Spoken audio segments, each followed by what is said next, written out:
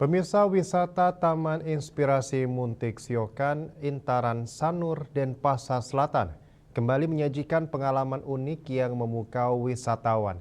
Salah satu daya tarik utamanya wahana naik unta, sukses memberikan kesan mendalam bagi para pengunjung yang sebagian besar mengaku baru pertama kali menaiki hewan khas Timur Tengah ini.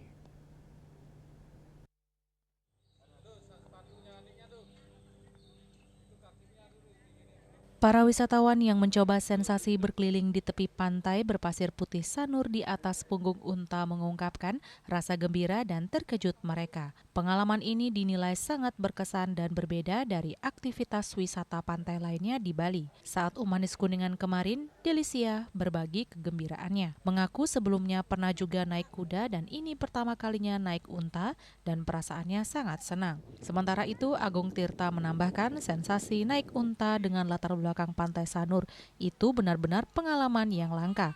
Ini menjadi nilai tambah yang luar biasa bagi wisata Muntik Siokan.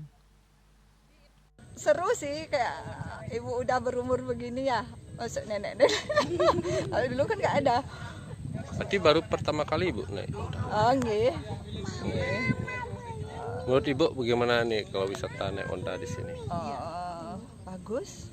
Jadi ada nuansa baru ya. Kalau apa ya? Ini kan biar rame, seru. Ini pernah kuda. Naik kuda ya. Gimana bedanya dengan kuda, Dek? Sama aja, cuma lebih tinggi dia. Kali ini naik unta. Pertama kali. Gimana ya? Bagus sih, tapi pengunjungnya dikit. Ya.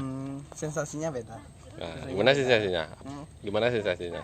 Kayak gimana ya? Kayak gitu.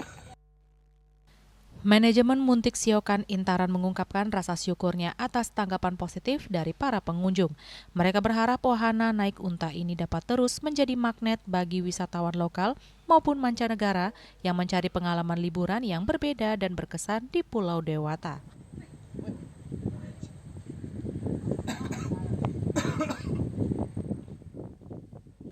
Indrawan, Bali TV.